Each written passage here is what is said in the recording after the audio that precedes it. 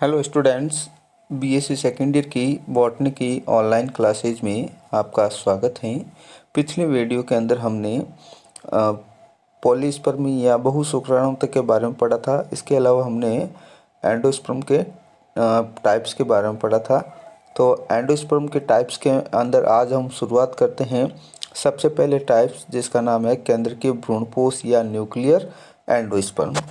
तो इस प्रकार के जो एंडोस्पर्म का जो विकास है वो कैसे होता है उसके बारे में पढ़ते हैं।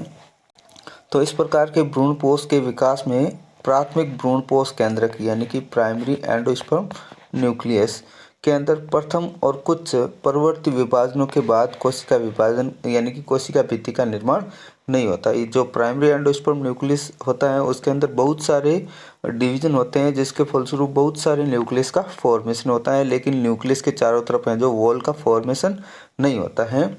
इसके फलस्वरूप भ्रूण कोश की केंद्रीय कोशिका के कोशिका द्रव्य में अनेक स्वतंत्र रूप से निलंबित केंद्रक पाए जाते हैं। तो जो भ्रूण कोश का जो साइटोप्लाज्म होता है उसके अंदर बहुत सारे केंद्रक हैं जो तैरते रहते हैं। लिम्नेनथस, ऑक्सीस्पोरा आदि कुछ पौधों में ये केंद्रक अनिश्चित काल तक स्वतंत्र तैरते रहते हैं तथा विकासशील भ्रूण द्वारा इनका उपयोग इसी रूप में किया जाता है। तो जो कुछ प्लांट्स के अंदर तो ये क्या करता है, बाद में जो न्यूक्लियस होते हैं वो सेलुलर हो जाते हैं, लेकिन लिम्नेनथस और ऑक्सीस्पोरा के अंदर ये न्यूक्लियस है जो एम्ब्रियो के अंदर लाइफ टाइम तक यानी कि काफ़ी अनिश्चित काल तक स्वतंत्र रूप से रहते हैं और इनका जो डेवलपिंग एम्ब्रियो के द्वारा इसी रूप में है जो यूज किया जाता है।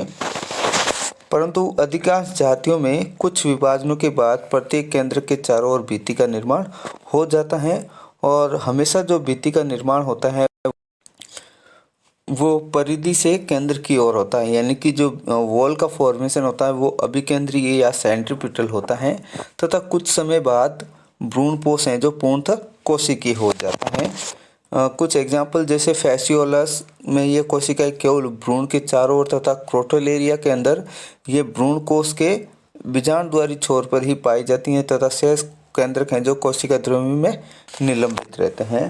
तो जो न्यूक्लियर एम्ब्रियो है इसका डेवलपमेंट कैसे एम्ब्रियो एंडोस्पर्म का डेवलपमेंट कैसे होता है। तो जो प्राथमिक एंडोस्पर्म न्यूक्लियस होता है इसके अंदर बहुत सारे डिवीजन होते हैं, तो बहुत सारे न्यूक्लियस का फॉर्मेशन होता है, लेकिन न्यूक्लियस के चारों तरफ है जो वॉल का फॉर्मेशन नहीं होता है और ये न्यूक्लियस हैं जो भ्रूण कोश के साइटोप्लाज्म के अंदर निलंबित अवस्था में रहते हैं। लेकिन कुछ समय बाद में है जो इनके अंदर न्यूक्लियस के चारों तरफ है जो वॉल का फॉर्मेशन हो जाता है और जो न्यूक्लियर एंडोस्पर्म है वो सेलुलर एंडोस्पर्म में कन्वर्ट हो जाता है। लेकिन जो न्यूक्लियस होते हैं यानी कि कुछ प्लांट्स के अंदर जैसे फैसियोलस के अंदर जो न्यूक्लियस होती हैं यानी कि जो सेल्स होती हैं, न्यूक्लियस के चारों तरफ वॉल बनने के बाद में जो सेल्स बनती हैं वो एम्ब्रियो के चारों ओर होती हैं, जबकि क्रोटोलेरिया के अंदर जो सेल्स होती हैं वो एम्ब्रियो के बीजांडद्वारी छोर पर ही पाई जाती हैं। बाकी जो शेष जो केंद्रक होते हैं वो कोशिका द्रव्य में निलंबित रहते हैं। विभिन्न पौधों में मुक्त केंद्र के विभाजनों की संख्या में विविधता पाई जाती है, जैसे प्रिमुला, मालवा, मैंजिफेरा, सिट्रस आदि में सैकड़ों भ्रूणपोषी केंद्रक भ्रूण कोश की परिधि पर व्यवस्थित रहते हैं। कहाँ पर व्यवस्थित रहते हैं? जो एम्ब्रियो होता है उसकी परिधि पर ये सिचुएटेड रहते हैं, अर्थात इनके भ्रूणपोष में भित्ति का निर्माण काफ़ी समय के बाद में होता है, जबकि कैलोट्रोपस, रैफ्लिसिया, जिरेंथिमम आदि में भित्ति का निर्माण है जो 8 से न्यूक्लियस बनने के बाद हो जाता है, यानी कि 8 से 16 केंद्र की अवस्था में जो वॉल का फॉर्मेशन हो जाता है। इसके विपरीत लोपीजिया, स्टिनोसाइफोन और ट्रोपियोलम में तथा कार्डियोस्पर्म में आदि कुछ वंशों में भ्रूणपोष सदैव मुक्त केंद्र की ही रहता है, यानी कि इनके अंदर जो न्यूक्लियस के चारों तरफ है जो वॉल का फॉर्मेशन नहीं होता, यानी कि इनमें भित्ति निर्माण है जो किसी भी अवस्था में नहीं होता है। एक साइंटिस्ट हैं जिनका नाम है हिगिलमेयर के अनुसार भ्रूणपोष में भित्ति का निर्माण है जो 4 प्रकार से होता है। कितने टाइप से होता है? 4 टाइप से होता है। नंबर 1 टाइप से क्या है कि प्राथमिक भ्रूणपोष केंद्रक के विभाजन के बाद कोशिकाओं की एक परिधीय परत बनती है। जो प्राइमरी एंडोस्पर्म न्यूक्लियस होता है उसके अंदर डिवीज़न होता है तो डिवीज़न के बाद में क्या करती हैं सेल्स की एक लैटरल पेरिफेरल लेयर बनती है। इसके बाद में इस परत की कोशिकाओं में निरंतर परिणतिक विभाजनों से भ्रूण कोश की संपूर्ण गुहा कोशिकाओं से भर जाती हैं।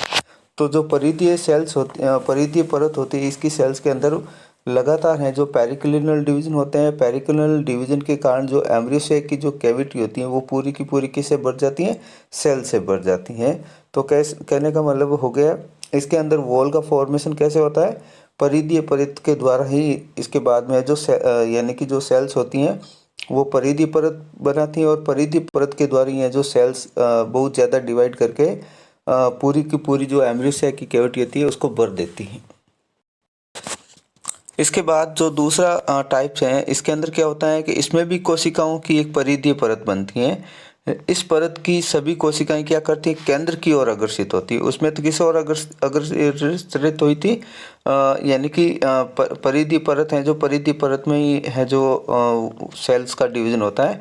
और ये जो सेल्स हैं वो क्या करती है, केंद्र की ओर अग्रसित होकर कहाँ पाई जाती है, भ्रूणपोष के बीच में है ये जो पाई जाती हैं। फिर इसके बाद में क्या होता है, प्रत्येक जो दीर्घित कोशिका होती है वो क्या करती है, छोटी छोटी कोशिकाओं में विभाजित हो जाती हैं, जैसे बोकेनिया, इसके बियोसा, यूफोर्बिया, कुकुरबिटेसी आदि कुल के सदस्यों के अंदर क्या होता है कि परिधि एक परत का फॉर्मेशन होता है और जो सेल्स बनती हैं वो सारी की सारी कहाँ ट्रांसफ़र हो जाती है, सेंटर में ट्रांसफ़र हो जाती हैं। फिर तीसरे टाइप का भित्ति का फॉर्मेशन कैसा होता है, तो भित्ति का निर्माण है जो बीजांडकाई छोर से प्रारंभ होता है, यानी कि किस ओर से, न्यूक्लियस से ओर से होता है, परंतु निभागी छोर में जो केंद्रक स्वतंत्र रहते हैं।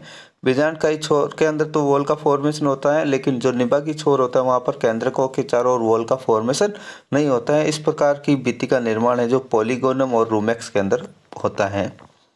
चौथी टाइप का वॉल फॉर्मेशन कैसे होता है, तो केंद्रक क्या करते हैं, भ्रूण कोश की कोशिका द्रव्य में निलंबित रहते हैं तथा भित्ति का निर्माण युगपत होता है। युगपत का मतलब होता है भ्रूण कोश के सभी भागों में जो भित्ति का निर्माण एक साथ प्रारंभ होता है, चाहे निभागी छोर हो, चाहे बीजांडद्वारी छोर हो, या फिर अपन कह सकते हैं भ्रूण कोश के केंद्र में, तो सभी के अंदर है जो वॉल का फॉर्मेशन है जो एक साथ होता है। और भित्ति निर्माण की विधि है जो दुर्लभ होती हैं, और इस प्रकार की भित्ति निर्माण की विधि है जो विंसी टॉक्सिकम, इरेंथिस और टाका आदि के अंदर पाई जाती हैं। अब जो भ्रूणपोष के जो सभी केंद्रक होते हैं वो आकार में बराबर नहीं होते हैं।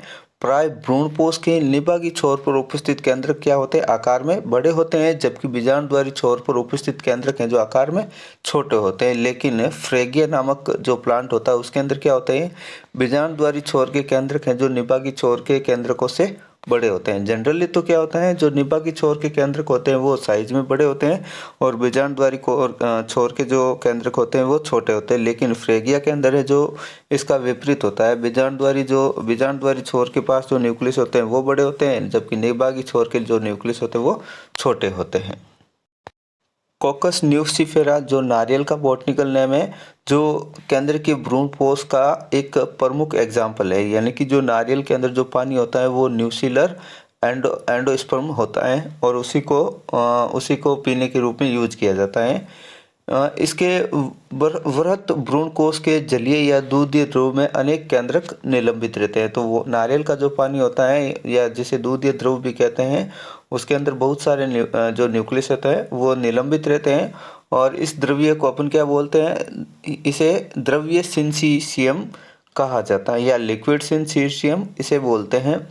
भ्रूणपोष के आकार में वृद्धि के साथ साथ सिंसीशियम के केंद्रकों में भी क्या होता है, विभाजन होते रहते हैं। और कभी कभी क्या होता है, स्वतंत्र केंद्रों के अतिरिक्त भ्रूणपोष द्रव्य में अनेक बहुकेंद्र की कोशिकाओं के समूह भी पाए जाते हैं। और फिर क्या करती है, धीरे धीरे कोशिकाएं ये क्या करती हैं, ये कोशिकाएं तथा स्वतंत्र केंद्रक भ्रूण कोश की परिधि की ओर एकत्रित हो जाते हैं तथा परिधि से केंद्र की ओर कोशिकाओं की परतों का निर्माण प्रारंभ हो जाता है, जिसे अपन क्या बोलते हैं, कोकोनट मीट कहते हैं।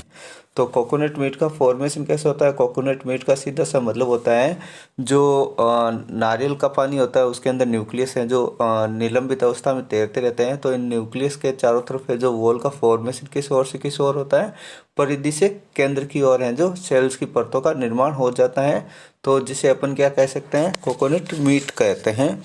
और इन कोशिकाओं के विभाजन से भ्रूणपोष की मात्रा में वृद्धि होती है। परिपक्व नारियल में उपस्थित तरल भ्रूणपोष दूध होता है और केंद्रक या कोशिकाएं हैं जो इसमें निलंबित नहीं होती हैं। इसी प्रकार हम एक और एग्जाम्पल पढ़ते हैं न्यूक्लियर एंडोस्पर्म के बारे में, यानी कि अपने एक तो पढ़ लिया कोकस न्यूसिफेरा जो नारियल का बॉटनिकल नेम है। इसी प्रकार सुपारी का बॉटनिकल नेम अरिका कटेचु है। इसमें भी है जो भ्रूणपोष का विकास है जो लगभग नारियल के समान ही होता है। इसमें भ्रूण कोष की संपूर्ण गुहा भ्रूणपोष द्वारा घेर ली जाती है, यानी कि भ्रूण कोष के अंदर पूरा का पूरा क्या बन जाता है? भ्रूणपोष बन जाता है। और नारियल से विपरीत इसका भ्रूणपोष है जो अत्यधिक कठोर होता है। अब भ्रूणपोष सूचकांक का मतलब होता है जो भ्रूणपोष होता है उसके अंदर न्यूट्रिशंस के लिए जो सूचकांक का डेवलपमेंट होता है उसे अपन भ्रूणपोष सूचकांक कहते हैं। जैसे कुकुरबिटेसी, लेग्यूमिनेसी, प्रोटिएसी आदि कुलों में भ्रूणकोष के निभागी छोर की ओर उपस्थित भ्रूणपोष के केंद्रक स्वतंत्र अवस्था में रहते हैं। किस ओर के केंद्रक हैं जो स्वतंत्र अवस्था में रहते हैं? निभागी छोर के और उपस्थित जो भ्रूणपोष के केंद्रक होते हैं वो स्वतंत्र अवस्था में रहते हैं। जबकि जो ये केंद्र क्या करते हैं? निभागी छोर की ओर दीर्घित होकर सूचकांक या होस्टोरिया का डेवलपमेंट करते हैं। क्रोटोलेरिया में भ्रूणपोष का बीजाणुद्वारी भाग कोशिकीय होता है जबकि निभागी छोर हैं जो उसके अंदर केंद्रक स्वतंत्र रहते हैं और ये भाग क्या करता है? दीर्घित होकर सूचकांक के रूप में कार्य करता है। तो भ्रूणपोष सूचकांक का निर्माण कौन करता है? तो भ्रूणपोष सूचकांक का निर्माण है जो निभागी सिरे पर उपस्थित केंद्रक हैं जो भ्रूणपोष सूचकांक का निर्माण करते हैं। आपके सामने स्क्रीन पर जो डायग्राम दे रखा है वो केंद्र के भ्रूणपोष के विकास की प्रावस्थाओं का डायग्राम दे रखा है।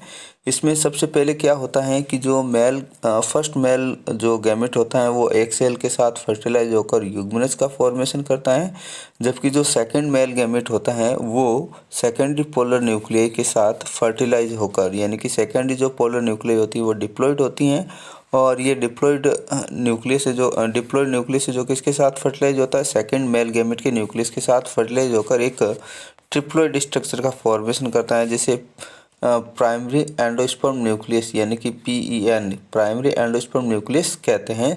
तो डायग्राम ए के अंदर जाइगोट भी दिखाई दे रहा है और इसके नीचे की तरफ है जो प्राइमरी एंडोस्पर्म न्यूक्लियस सिचुएटेड होता है और ये प्राइमरी एंडोस्पर्म न्यूक्लियस है जो किस ओर होता है? एंटीपोडल्स की ओर प्रेजेंट रहता है। फिर क्या होता है कि जो जाइगोट है वो क्या करता है? अपनी आकार में वृद्धि करके एम्ब्रियो का डेवलपमेंट करता है और जो प्राइमरी एंडोस्पर्म न्यूक्लियस होते हैं ये डिवीजन के द्वारा किसका फॉर्मेशन करते हैं? एंडोस्पर्म का फॉर्मेशन करते हैं।